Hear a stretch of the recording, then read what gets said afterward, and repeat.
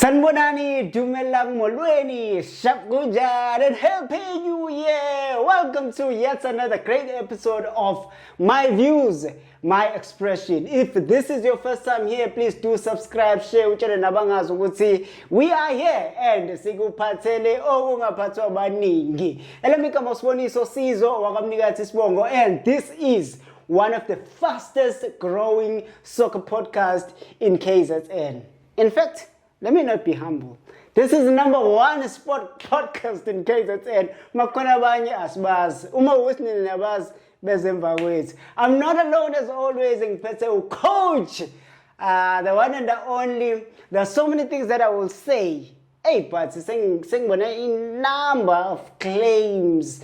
People may claim lapha nalapha, but sometimes to be safe, you want to say one of the people behind us knowing the TLB, one of the people behind knowing us Umnguni with Polokwane City, one of the people behind knowing some of the great players that are still coming with PSA, labanye belapha NFD, Coach Mnguni from Ilanga Libalele Sport Academy. Welcome again, sir.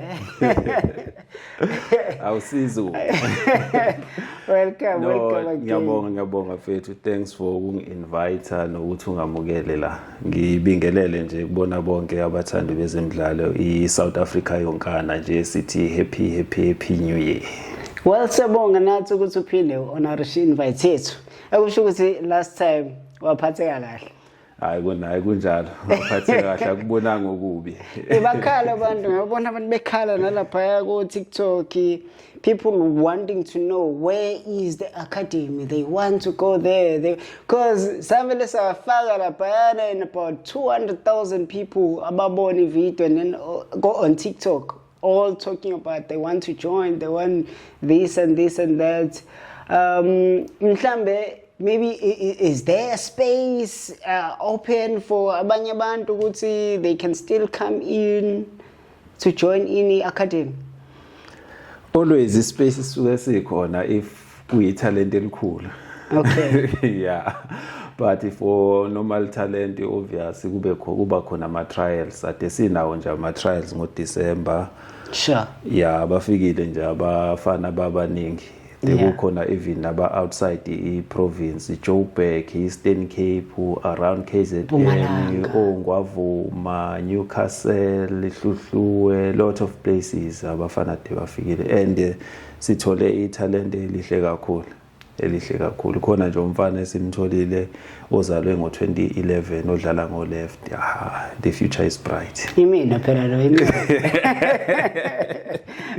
Are you saying we can see another TLB coming? Hopeful. Is it? Yeah, hopeful. Lalela bekunzima coach uku-invite ke this time around. I'm thinking about this man and hey, lo muntu lona sengimuzwe manje ekhozi FM laphayana no sisimanga. Githi hey, ayi mhlawumbe usezothi manje hey no. I'm doing Super Sports no SABC No, we like that if we to asikhohlwa la siqhamuka khona yabo. Sure coach. Yeah, always kumele sibahlonipha abantu ngendlela efanayo. Anyone ufuna ukusi-invite mase khona isikhathi soza availa ukuthi siye kuyena mfowethu. Yeah. Otherwise, how things have been since our last conversation? What are the new development, the updates that has transpired? Khona Ilanga Libalele Sport Academy. You mentioned one ukuthi benama trials. You mentioned the number players that you've managed to get. Mhlambe kupho kunye okuhle that you would like to bring to light ekwenzakalile since the last time we were with you. Alright, ngicela uqala kuleyo qale ngayo mfowethu yabo. Sure. Le oze wathi khona I'm the one of ama coaches assiste kuzombhekezini mbukazi afike la ekhona. Yes kunjalo ngifuna nje ukwenza abantu babe clear, sebabaningi abantu abakhulumayo nabaclaimayo nabafuna leyanto le i-spotlight yabo. Yes. Yeah, iqiniso lithi umfana ufike kuthini engafunwa umuntu. Lokho ukuthi ayikho team adimfuna. umfana nje adedlala egudi but kungekho abambonile ukuthi bayamfuna uyabo efika kuthina. Yeah. Because he even went to Richards Bay for two weeks trials but abakubonanga lokho esakubona. So ilanga libalele eyenze konke ukuthi umbekezele agcina afike eOrlando Pirates. Akekho omunye umuntu ngaphandle kwelanga libalele. Owa assista yilo owa refer umfana ukuthi eze kulanga libalele. Wagcina ngokumrefer ukuthi eze kulanga libalele. After that langa libalele took over and yenza konke. Yena akenza ngalutho ngaphandle ukuthi asirefele umfana esikubonga kakhulu ke kuyena ukuthi asirefele umfana. Other than that ke izitori ekhulunywayo nje azikho. Then ngiyabonga nje ukuthi ngicacise kulokho bengizwile ukuthi khona something mhlambe onayo ongekho clear osho ngayo. Maybe on that, coach, I wanted to be very what's the word, technical about it because angifuna ngiqonda direct. Yes. We've seen go my socials other people coming out and say hey Umbokazi, and I got so confused but ngangafuna ukuthi ngithi on WhatsApp ngikusendele le clip ukuthi hey manje coach mhlambe zoyixoxa mhlazana ucoach esefikile ukuthi it might happen ukuthi phela mhlambe not in a bad way mhlambe lo muntu naye wathi umfana before afike mhlambe kwilanga libalele umfana bekhrunywa ibona uyabo. So that how I perceived it. Ya kunjalo dekhrunywa ibona lokho asiphiki ibona de bamgruma but ithina senze izinto zenzeka because baningi even today abafana abagrunywayo but abangayitholanga opportunity ukuthi bafike kwi-PSL yonke leyo nto yabo. Yeah. Yes, yena he was lucky ke ukuthi ngesikhathi egrunywa laba ababemgruma bamrefer kuthina. Then we took over and we do all without any assistance or from anyone. Yeah. Yes. No, let me go back to my questions then. Yes. I will come again while you were still telling us the things that have transpired since our last conversation. Logo zodile nako, it's one of them. Yes. So uba usaqhubeka.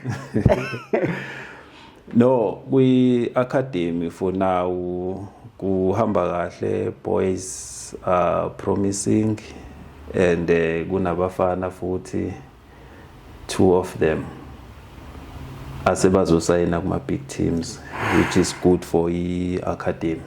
Exclusive, you got it here first. Breaking news. Sure. Yeah, kona ke oba nathi asikaka kumemezeli lokho kuma social media wethu mhlawumbe ke kuzoqhamuka ngawe kuqala. So we cannot disclose right now ukuthi bayaphi labo bafana? Is anything finalized as far as that is concerned?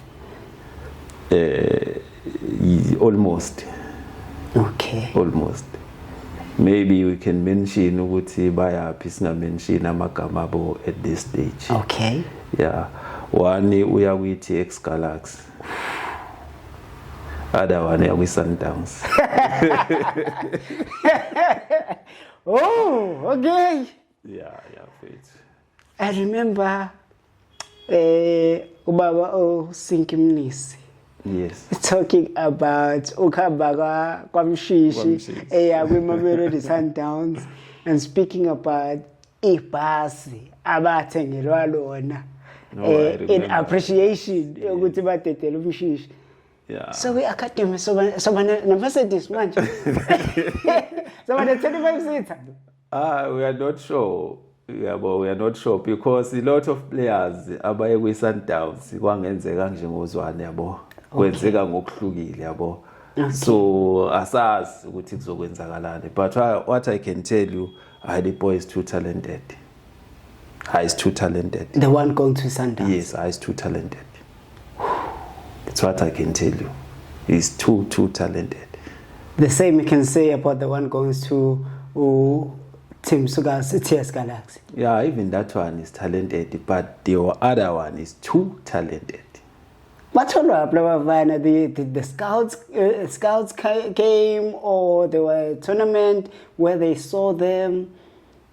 no ni one lo oye kwi Sundowns siba approachile ukuthi banikeze lo mfana iopportunity then bamnika iopportunity umfana ukuthi eScholars he went there eya kuma trials kube isikhathi esincane kakhulu bavele babona something else and ade sikulindele lokho because sesibe nabo isikhathi eside yabo so siyazi ukuthi ba capable ukuthi benzeni so ade sikulindele lokho ukuthi kungenzeka.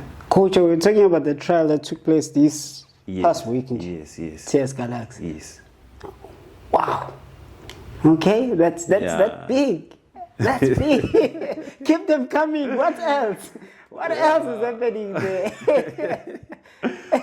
No, for now salindele labafana adebeze for ama trials and then akubona sabona italent elikhulu kakhulu ukubona yabo. Yes. So silindele bona ukuthi bafike sami indlela ukuthi bathole igole yonke leyo nto yabo because sisebenza nesikole i-high school umbambangu i-high school olapha eManzimtoti kwaFelekisi endaweni yaseBhekulwandle. Okay. Yeah, so kumele sambe siyoba place khona. Then siqaleke siba develop kuleli talent evela abanalo cause they are talented. Yeah. Yes, sekuba developer lapha nalapha nokubajwayeza ukuthi bathole icompetition nanokuthi badlale njalo because iadvantage enkulu yokuba semadolobheni like oDurban, Johannesburg ukuthi abadlali bathola more games laba abafana basebancane yabo. Unless emakhaya uthi uyafika khona uthola ukuthi under 15, under 17, under 13 bayi few kwezinye indawo abekho. Thothi umntwana omncane utalented udlala kodwa nabantu abadala kakhulu kuningi ziningi stage aziqayo. Yeah. Yabo ze development ifedlala nabantu abadala. And enye into eyingozi nakho konke umfana mesemncane umdlalisa nabantu abadala once washayisana kabuhlungu nomuntu omdala uzwa ubhlungu obukhulu. Lokho kwenza ukuthi abasabo 50-50 thatha isikhathi eside kabi ukuthi commit ko 50-50 if edlala just because of that thing.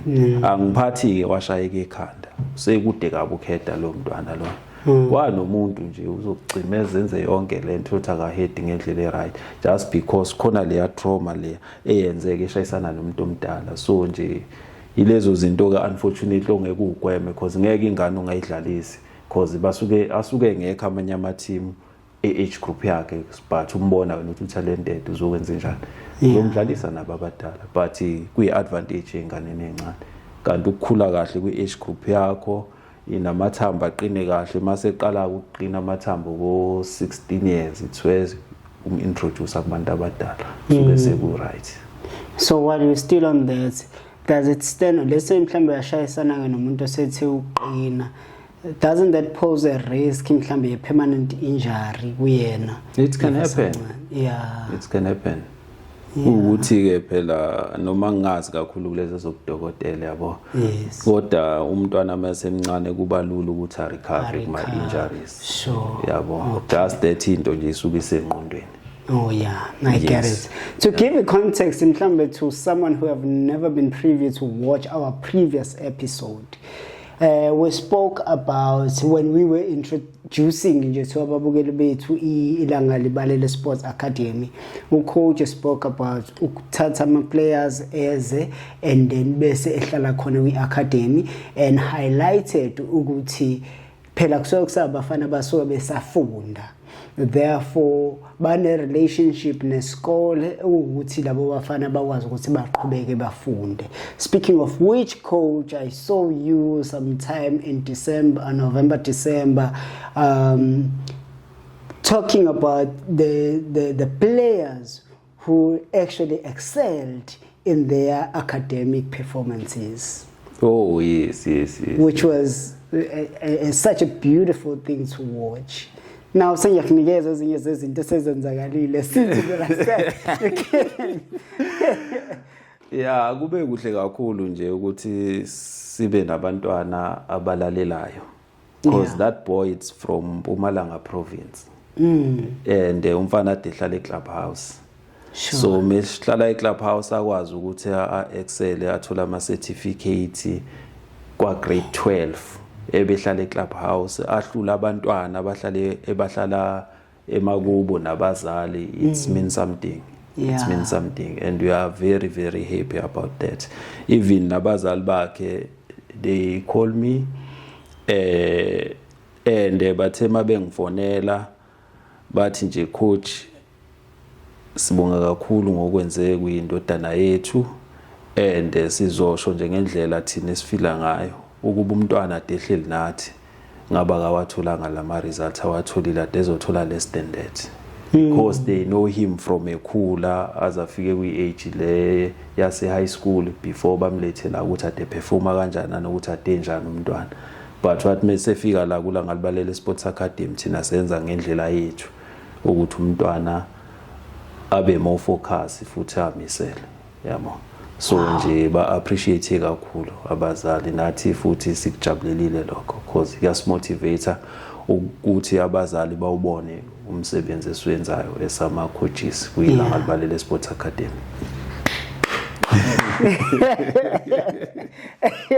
You know that brings me joy because we always want to encourage this thing, yes, girl. Yes. For my players, you can play football as you want, but we cannot shy away from the fact that the career baller is very short.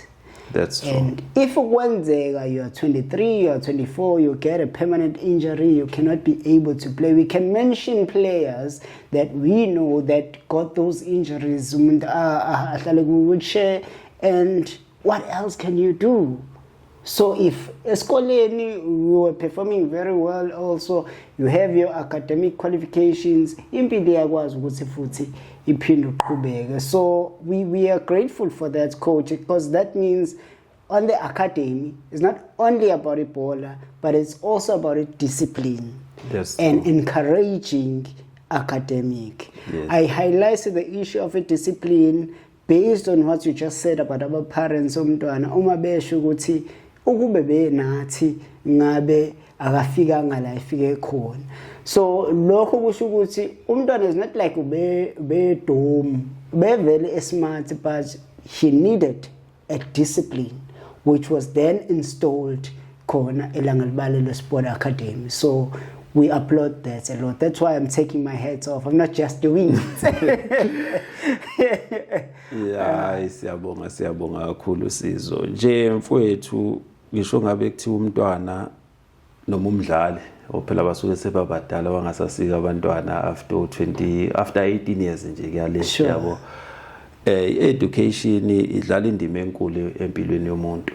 Enkulu. So now ama players yawagqugquzela ukuthi even esadlala ibhola professional awafunde.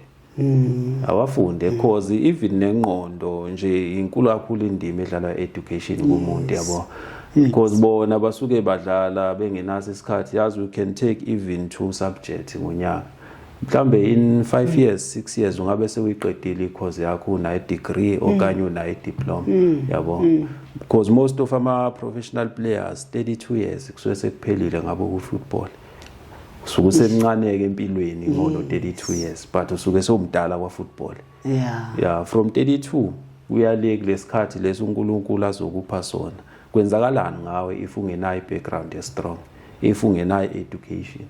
That's why we found out ukuthi most of our players they fail to manage imali zabo because of ukuleka kwe-education. Yes. Yeah. Yabo, let alone nje ama advisor around them because mase badlala lapha ikuduma amakhanda baba. Mase banemali babukwa nje umhlaba wonke ayikuduma amakhanda baba. Kuba nzima kakhulu kuba advisor but bona himself, yabo, if umuntu ene education kuba ngcono. Singabala nje abadlala abanye abanama qualifications and obonayo ukuthi they are doing better even after football. We are saying there are so many players that we can mention abanama academic qualifications and ukuthi manje suyabona ukuthi even after football umuntu impilo yakhe ibhekiphi. So you spoke about the money. Yes. And the difficulty of managing players once the money is there, ikhanda seliyaduma, sekhona ney'ngane, sekhona nani kade engayazi nempilo yaseJews. Speaking of which, you have a player that you spoke highly about. You just spoke highly about, who went to the mighty Buccaneers and outperformed, even get to be a captain of the club, if not a vice captain. Yeah. Umbokazi, TLB. Bafana doing very well nakhona. Coach Hugo Bros is speaking highly of the guy. It's now in December. Breaking news. The big man is going to America. The big man is going to speak English. I guess nobody will. But he is supposed to speak English there. Asazi ukuthi uzoyikhuluma yini. Akazukubuza. Mhlawumbe uzositshela ukuthi ukayikhulume yini. But we are not there. Okay. The point is, TLB, Mbekezeli Mbokazi, is now going to play for Chicago Fire FC. Yes. Thoughts, please. To be honest with you, Yes. ukube mina ngangine-power, angiyothakhela into ekudlalwe i-AFCON ne-World Cup. After that, kubonakala ukuthi mapha ama-offer avelayo. To be honest, that's my option. That's my view. That's my view. That's your expressions. Yes. Angiyothi mina kulinde i-AFCON, World Cup. After that, sibone ukuthi kufelani. So with that, you're saying you share the same sentiment with Coach Hugo Bros? Yes. Why?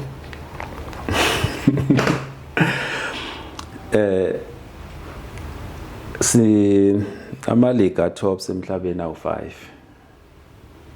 Okay. E-America ayi-4 kulawo ma-league lawo. The boy is too talented. Too talented to play in that league. But if ama-option engekho, it's fine, you can go there. But I don't think after AFCON and World Cup, no one can invite him kulawo ma-top leagues awu-5. I don't think so. So that's why ngisho njalo is too talented, that boy. Too talented. If we can check, uNjabulo Bloom, he went there. Uke wabolekiswa ku-Chiefs for 2 or 3 months in the league, i-value or something like that. Yabo. So what kind of a league value 2-3 months? And if you can check league kuya abadlala sebakwenze konke like abomesi yabo bese baya kuleyo league leyo. So that's why ngibona ukuthi ngcono kube kwalindo. But angisibukeli phansi isinqumo abasithathile because mhlambe banamanye ama reason nami ngingawazi if ungawezwa futhi ngathi namayi benza kahle yabo. Lokho engikushoyo nje umbono wami. Okay. So uthe coach, you said ukube wena awunamandla, that's what you would have said. Yes. But are you not in contact with the boy? Are you not playing any role of advisory to the boy ukuthi mina ngibona kanje, or now it's out of your table, it's him and manager yakhe or agent yakhe? Yeah, umuntu osokuyena o involved full time kuko konke nje i-manager yakhe. Okay. Yes, unfortunately asina i-relationship ne-manager yakhe. Okay. Yes. So yours nje kusangabe ukuxhumana nje, congratulations. Nje impilo uhamba kanjani yonke leyo nto. Yes. Yeah. Yeah. Coach, omunye umuntu would say ukuthi i-Major League is better than the PSL. Can we agree on that first? I'm not agreeing. You do not agree? Yeah, although ngingayazi kahle hle i-Major League, but a few games ngike ngawabuka. Yabo. Yeah. Yes. So I'm not talking maybe about the type of football. Mhlambe also the value in money, the spotlights, as you were saying, also khona nabo Messi, or khona nabo Suarez, they are playing there, and the spotlight is there. So in that sense, it would be better than PSL. Yeah, masikhuluma ngokwemali, it's better than PSL. Masikhuluma ngokwemali. Okwe spotlight, I'm not sure. Ukuthi kuzosuke kungene kwenye debate esingekho kuyona. Yazi uCristiano Ronaldo umuve eSpain waye Italy. Ama games ase-Italy adengamaningi ku SuperSport. Yes. But ukumuva kwaCristiano abamaningi. So Juventus now. Then wamuva lapho waya lapha dlala khona manje Saudi Arabia. eSouth Arabia. Adengamaningi amagame akhona. Now we know. Kumanje siyawabona. At least siyakwazi ukuthi sikhulume ngaleyo league because siyakwazi ukuyibuka yabo. But le asikwazi ukuyibuka. So I'm not sure about his spotlight ukuthi sikanjani kuleyo league yabo. Coach. Yes. Again, I'm also speaking about spotlights. Well, I can mention a number of players that I know that are now in Major League. Yes. There is a World Cup coming, 2026. That's true. June, July. Where is the World Cup going to be played? America, That's true. Canada, and Mexico. So they are sharing all three of those countries. But America, mention Mexico no Canada, but the word is World Cup is going there. Yes. If as a player I go to that league with all that light coming to that particular league, more especially this year, why wouldn't I say that's a good decision to make? A World Cup, it's play only 2 months or 1 month. Or 1 month. A World Cup yabo. Yeah. Ama preparations akhona. I-focus iba khona kakhulu mase kwaze ukuthi mapha amathima yakhona. Futhi i-focus kusuke ukuthi nje kune World Cup obani abayodlala World Cup negama ke le America, not mean ukuthi sekubuka okwase America ngoba nakho kuyodlalwa khona. I don't think so. I don't think so. So you're saying even our league did not have any spotlights when the World Cup was coming here? Didn't people from outside the world wanted to see? Gonna last year corner, ibhola lakhona linjani obani abakhona, all those sithathe nje practically. Yeah. Njengamanje umfana akakasuka eSouth Africa. Uzosuka nje maybe 2 or 3 days. Okay. Aye khona. Yiple nyanga sikuyona uJanuary. Which means February, March, April, mhlawumbe league yavala 3 months. After that prepare with cup so kuzosiza ngani. Okay. Let me come at the other angle. I'm not just creating this sort of a debate for the sake of it, but I'm trying to raise even ezinye izinto ebesure abanye abantu, from the socials and no problem. I firstly started with saying ukuthi the Major League is better than PSL, which you differed. Wathi cha. I spoke about spotlights and so forth, and you also responded the way you responded. Yeah. If you look at the league rankings, yes, they will confirm what I'm saying. Ukuthi PSL is far below than Major League as far as the world ranking. Okay. Ukuthi those rankings are based on what? Babugani. I cannot be able to say nana bayibugani. But the world ranking will tell ukuthi Major League is way above the PSL. The PSL, okay. Which then makes me to say TLB going there it's a better opportunity for him in that sense. He's going to a better league. Secondly, it's a step towards the direction that you were mentioning of the 5 top leagues in the world. Yes. What is your view on that? Kuya ngokuthi uyibuka kanjani. Yabo. Yeah. Yes, kuya ngokuthi uyibuka kanjani. Nawe ngalendlela oyibuka ngayo ngeke ngiphikise. Yabo. Yes, kuya ngokuthi wena uyibuka kanjani. But sinama players Njabulo Bloom, uHlongwane. Yeah. Noma ngeke ngisabakhumbula bonke yabo. Sure. After baye kuleya league performance yabo zange sabalidela ukuthi badlala ku national team. Yabo even uNjabulo ebuya khona, he was a better player, but mase buya khona sezodlala eSouth Africa he struggled. Yeah, was struggling kakhulu. But you cannot compare uNjabulo Bloom noMbekezeli Mpukazi. On other hand, you cannot compare both. Yabo. Yeah. Yeah. So at the end of the day, Fanda. Yabo. Yeah. Yes, Fanda. Maybe he can play a few games and babone something not less bonala South Africa that will ithikithi lokuthi ayeke ma top leagues lawo yabo. Yeah. Yes, it can happen. Last one, let's move on to the topic. Which league would you have loved to see TLB going to?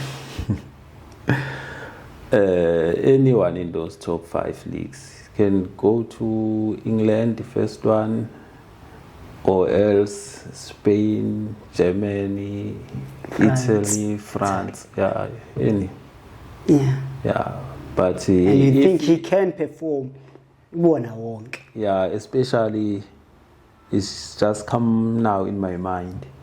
Maybe he can start at France. He can excel. Yes. And then build from there. And build from there. It will be easier for him to go England phela. Whereas amalika siwathanda kakhulu nokwenzeka kona izinto ibono England or Spain or Germany. Yeah. Yes.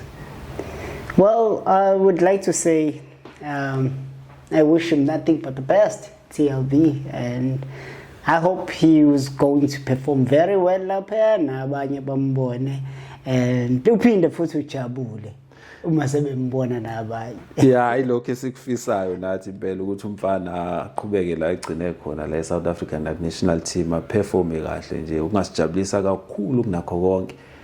Ukumbona kulama leagues lawa top kakhulu. Yeah, go England, Spain ikona ongasijabulisa kakhulu. So nje simfisela okuhle nje uMbekezeli kaMpukazi. Thank you, coach. Coach, let's move on. Yes. To another one. We come from December. Right now it's January. We saw so many things in December. Okay, one, we were watching AFCON, but we will get to that just now. Where we are, we saw the league yethu ivala. Yes. For a World Cup. Since Sobuyela back next week. Yes. And there are players. Oh, maybe not. Let me not jump to that. There were tournaments. Yes. That were played. Esingawabala kushona ilanga ngapha South Coast, ngapha go Newcastle, nangapha KZN North. We saw so many tournaments. About 120,000, about 500,000. Is a ball. Yes, there are so many of them. And the idea is always to think about it. Lawa platform asuke ezothuthukisa lama players lawo emakhaya mhlawumbe ngawusithola spotlights or who do not have ama contracts emathimeni amakhulu. Yes. But what we now see, angasho futhi ukuthi now because it's something that have been happening for some time, kodwa inga highlight. Yeah. Seeing players, professional players. Yes. I'm talking PSL. Yeah. Coming to the tournaments emakhaya. Yeah. Bezodlala khona. And this is sukushisa because now we have abantu abashooter, we have your Ayanda Shorts, we have your who and who. Who posed about these players? Yeah. About these tournaments per se? Because basuke beqashe ukuthi bayokhuluma nge-tournament. And there are these players and nabo bazoshoot. Yeah. And now the pictures are all over the internet. Yeah. What's your take on that? The professional players that have contracts Yes. with PSL that are playing emakhaya for a day. Yeah, it's a big risk. It's a big risk. Because if you have a contract, iyakubinda somewhere somehow, yabo. Yeah, Ukuthi kumele wenzeni. sure. Yeah, ngaphandle mawukuthi badedeliwe ke emathimini abo ukuthi bayodlala, nothing we can do. But bakukuthi umdlali odicidele yena weqa icontract yakhe uyena umdlali oriskayo, which is bad. Because if uyi-professional player udlala nabantu abangekho professional, abanye they want to prove a point to you. Lokho kungenzeka uthole sowuthola ama-injury angenasidingo while wena une-professional contract, yabo. And the other point le aduyisho ukuthi lawo ma-tournament kusuke kuwe ukunikezela ithuba laba abangakawathula amathuba, Yeah. yabo. So by the time udlalisa i-professional player, which means khona umdlali kumele angadlali oncishakala ithuba, while lo odlalayo vele yena unalo ithuba, yabo. So mhlawumbe futhi usuke naye risk enzela ukuthi i-team yakhe ithole le mali because igcineni isteka ngithi, yabo, Yeah. ukuthi naye contribute ekutheni i-team yakhe iwine le tournament, yabo, ariskeke. But nje for me, it's a big risk le mfethu, it's a big risk. Do you think there is any team in the PSL that will allow a player to go and play? I don't think, but I don't have full information, but I don't think. Yeah. Yes. Well, maybe layperson, but I don't think so too.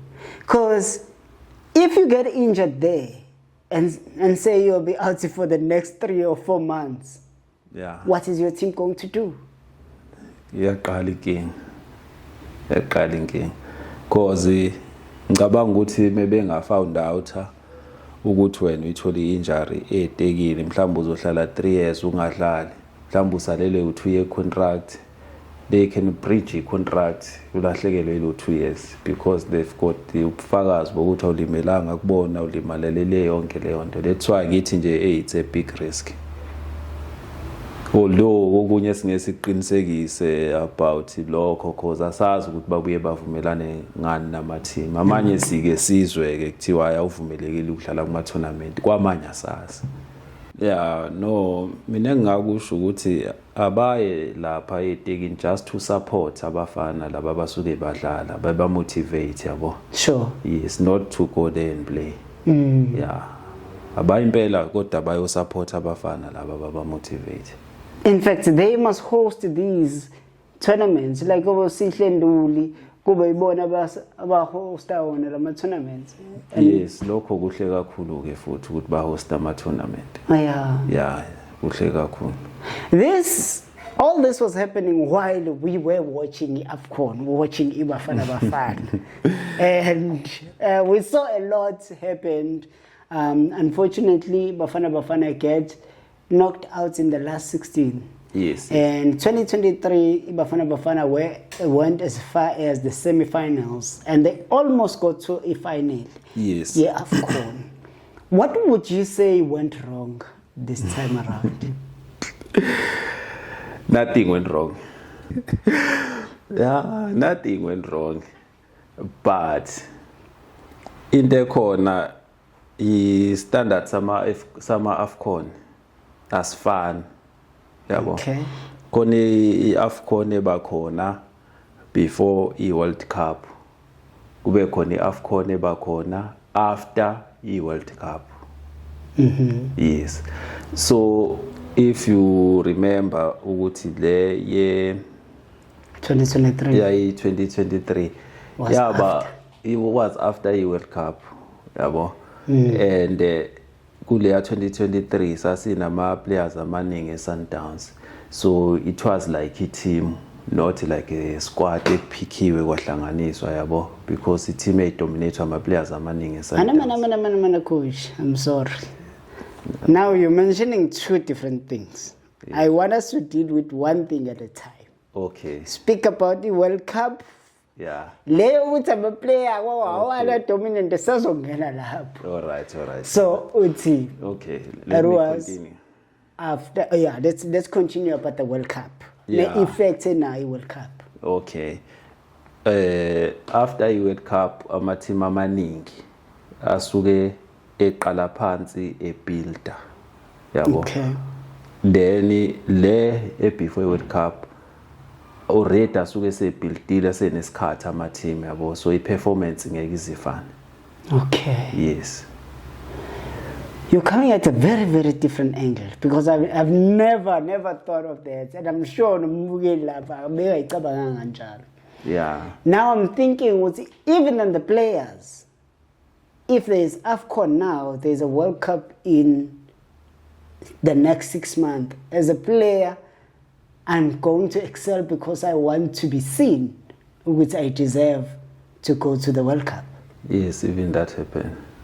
So that will also be another point. And AFCON that is before World Cup and the one that is after World Cup to be different. Yes, because if uzobheka nje the way Nigeria performa ngakhona, I think it's just because abekho World Cup, so sebafuna ukwenza sure ukuthi bayithatha le AFCON ekhona, because they failed ukuthi bathole space ku World Cup yabo. Yeah. So I think it's other thing about motivated, because if you can check ama players, most of them ilawade ehlungele World Cup, but if ubheka indlela yokudlala ihluke kakhulu. Yeah. Yes. So you're saying then the standard, what was the effect? Because my question was based on Bafana. Yeah. So now the standard of World Cups, what effects or impact did that had? Yeah. Bafana. Kuma AFCON, that's why I think it's ke okwamanje nothing went wrong, because Bafana, if you can check, most of our players Bafana awanaso isikhathi esiningi edlala for i-national team amanyawo yabo, amanye ke like Omkwena kade badlala kuBafana, but uMoremu nje lo mfana we-Orlando Pirates winger akanaso isikhathi eside kuBafana.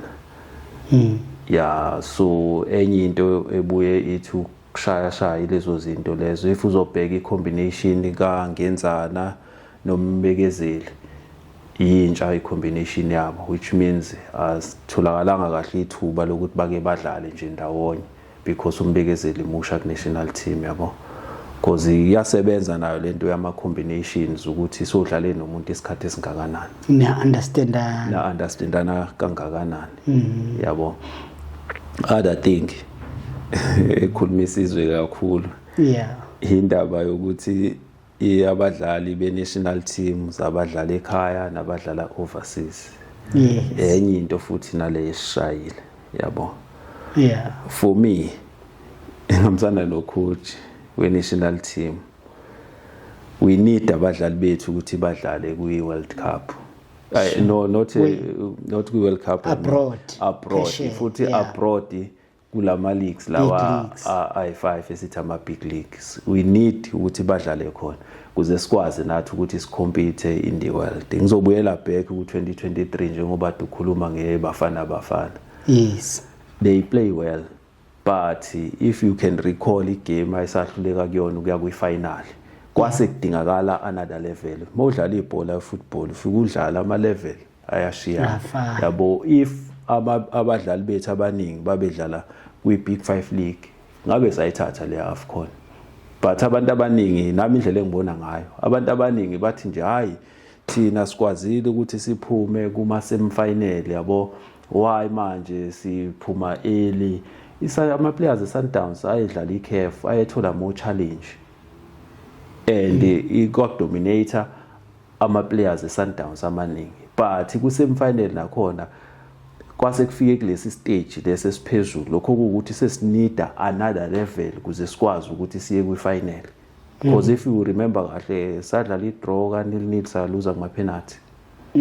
Yes, and if you can recall i-AFCON esayiwina.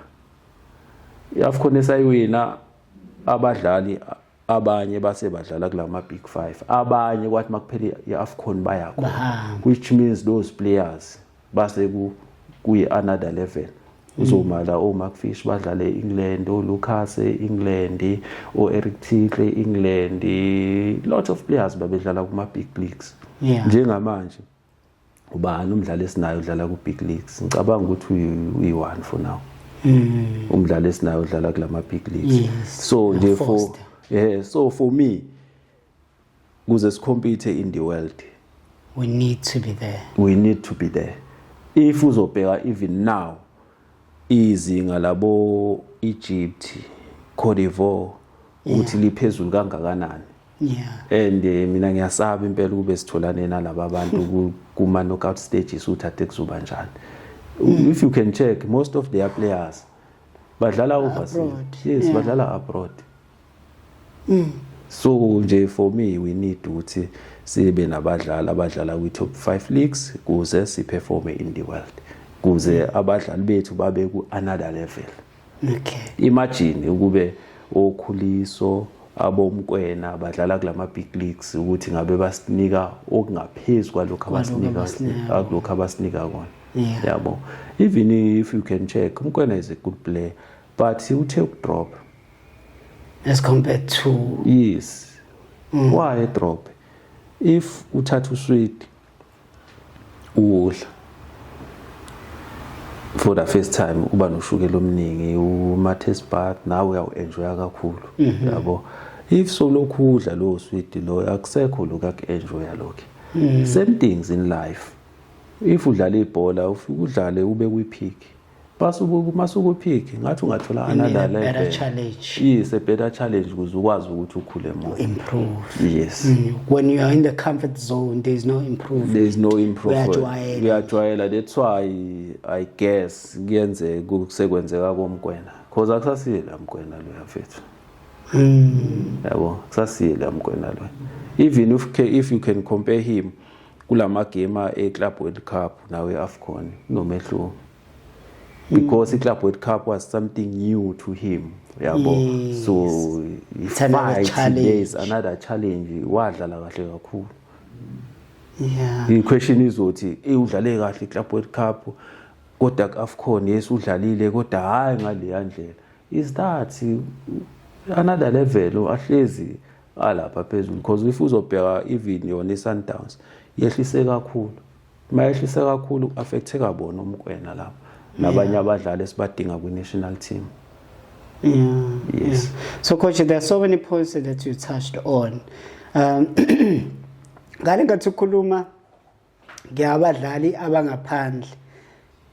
My next question would have been the question that everybody is saying was, but go 2023 they performed until they get to that stage without abadlali bangaphandle. But you have answered that now corner 2023 we got knocked out to semi-final because we lacked that because the level now was then advanced. We needed someone who plays in these top 5 leagues.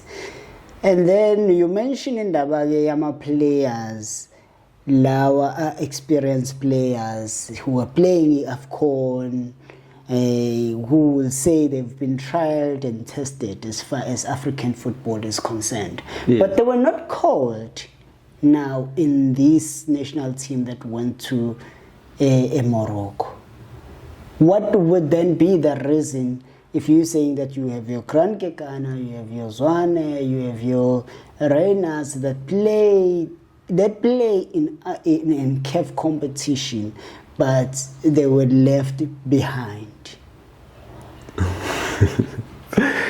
If uzokhumbula kahle ucoach ubize isquad sabadlali aba42. Those players were there. Preliminary. Yes, those players were there. And uzokhumbula uZwane uvela kwi-injury mhlalisa isikhathi eside kakhulu angadlali yabo. Abokekane mawuzobheka de bangasekho that full time kwi Sundowns nabo Renas yabo. So ucoach futhi naye ubonile lapha kwi training ukuthi ba affectekile mhlambe ngokuthi bangabi full time kwi Sundowns wabona kungcono abanye abaveze something kwi Perimental squad yabo. Okay. Yes, I think kwenzeke lokho. So when you don't dispute a decision your coach as far as my players that were picked for AFCON 2025. Kancane. No, angiphikisani nayo. Ukuthi phela we as people siba nothando ngabadlali. Sure.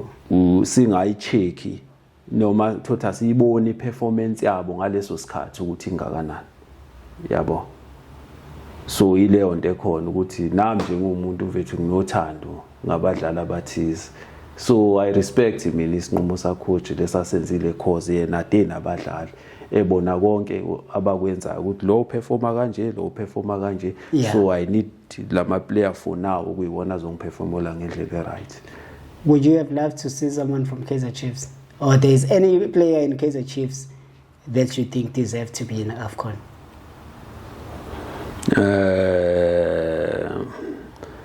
Based esquadini lesade sikhona adengaba khona o adengaba bikho, so angiyiboni mina problem. Okay. Yeah, cause mhlamba tungamfaka umuntu mhlamba tungeke umfake kodwa futhi if u check i-standard salama player esakhe sithe ukulekha kancane yabo other players I think samela ukuthola i-game time combinations lapha kuyona i-Chiefs before akholwe ku-national team yabo.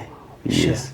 Like nje ngisekule ndaba yokuba nothando labadlali mhlambe nami ade ngingathanda ukuthi uKekana bekhona ku-national team, uLosha bekhona ku-national team, but ucoach ade nabo cause uLosha ngicabanga akambizanga laba abanye waye babizile yabo.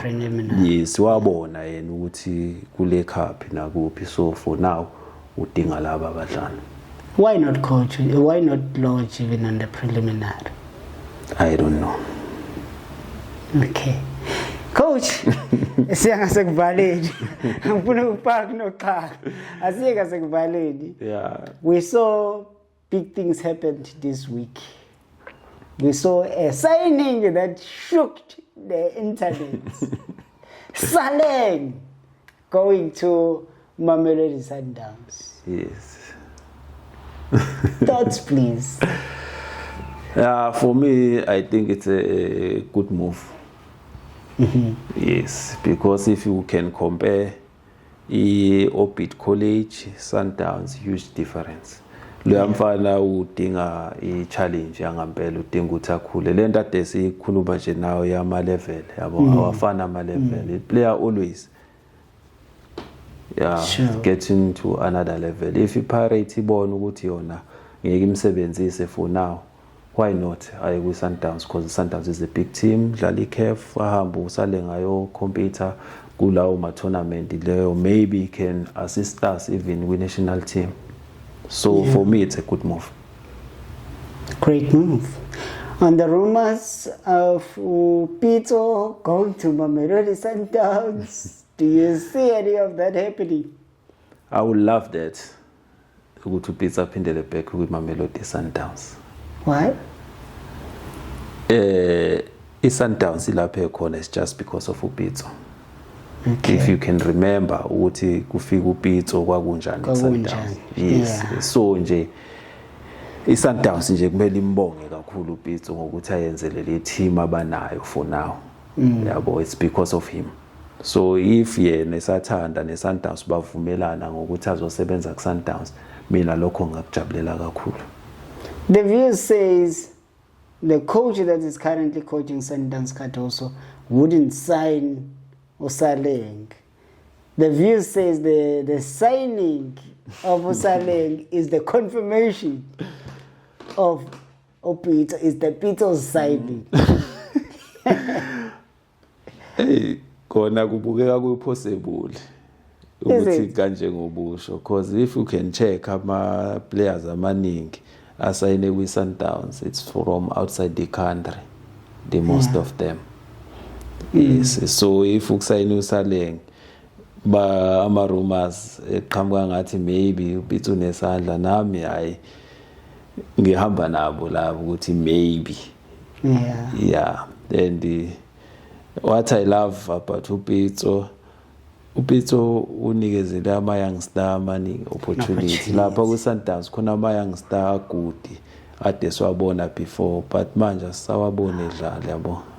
So that's why I would love ukuthi ngibone uPitso ku Sundowns if they agree ukuthi bambuyise ku Sundowns. Coach, let's close. Yeah. In closing, let's go back to Langa Libalele Sports Academy. Okay. This year, 2026, what can we expect? What are we looking forward into? What can you say to players?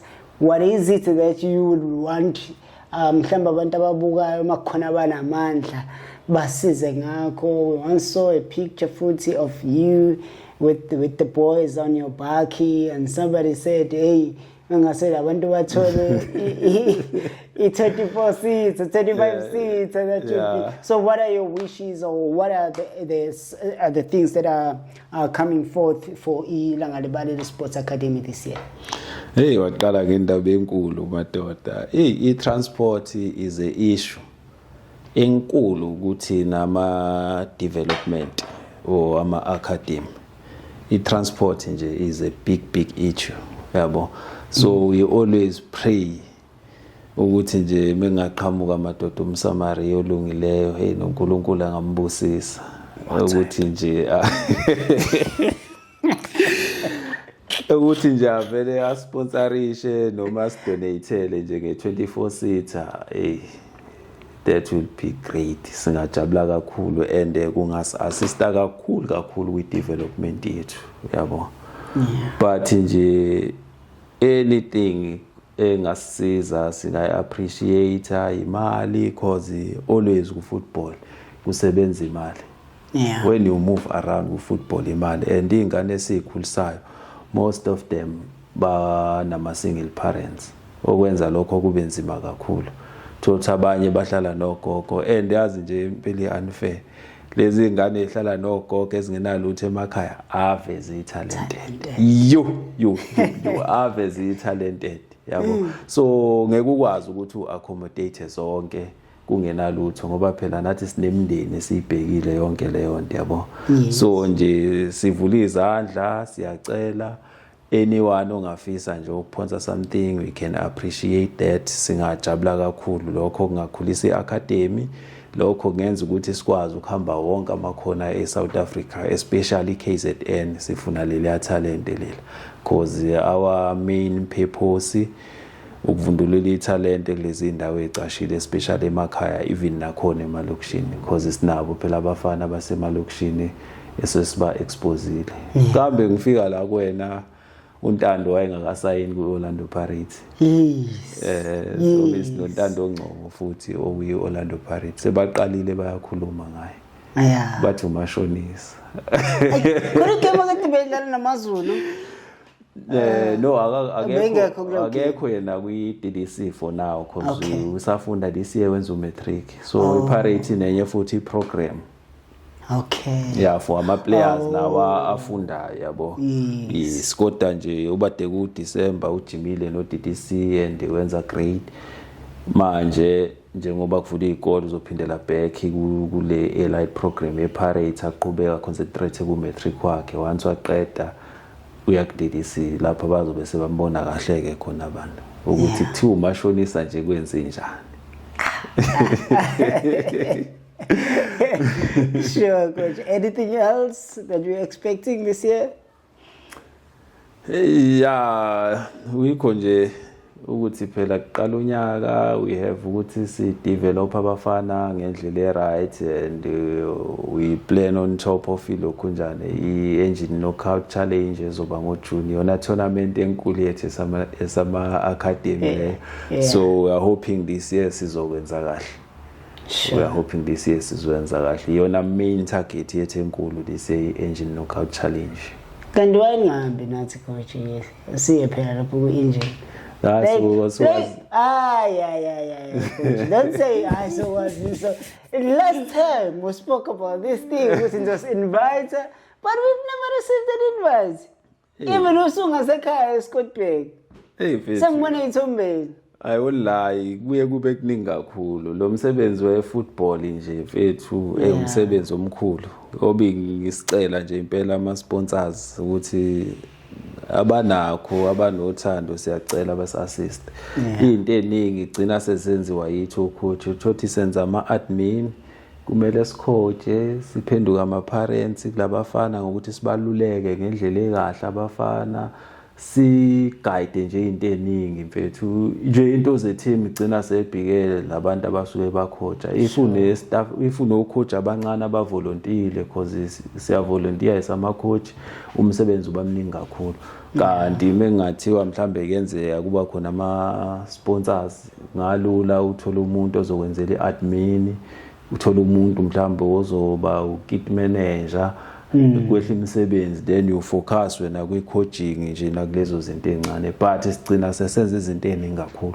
lokho kuwukuthi sigcine sesilibala ezinye izinto yabo thothi ngisho ukubhalile kwi-diary ukuthi ngesikhathi esiwukuthi ukuthi kuqhamuka okunye uweye uthele blind eye kokunye yonke leyo nto yabo so nje we are sorry about that we wish ukuthi sikwenzeke but kwesinye isikhathi kuba kuningi kakhulu kodwa ngelinye ilanga kuzokwenzeka. Don't worry, we'll invite ourselves. Yeah. Thank you so much, Coach, for pulling through. We truly appreciate you all the time. And I go now, umuntu sesimasimcela. Believe in me, sibabe mabanye mhlambe gcina ngenzakalanga, but you always make sure that you come forth sigmema appreciate lokho kakhulu. We wish nothing but the best for your academy and kuba namandla siyacela baba siyacela nize nisibheke nathi KZN. One of the things that you always want to highlight KZN, one would say mhlambe sigcina sengazi ukuthi we are the stepchild ehleze siza ngemuva and there's so much great talent in KZN as far as football is concerned, even podcasting is concerned. We are here and dikhona italent. Thank you so much for tuning in. Please do subscribe. Utshele nabangakaze ba subscribe ukuthi we are here and sikuphathele okungaphathwa abaningi. From mina mfana kaMnikazi uKhapela uGcotsi ujamani maqoqo qoba lihlangene ngithi I'm out of here. Coach, khona ukusalayo? No, akusekho kusalayo ngaphandle nje ukuthi sibonge ithuba osinike lona mfowethu siyabonga kakhulu sibonge nakubalaleli ukuthi basiphe indlebe. Until next time. Happy New Year.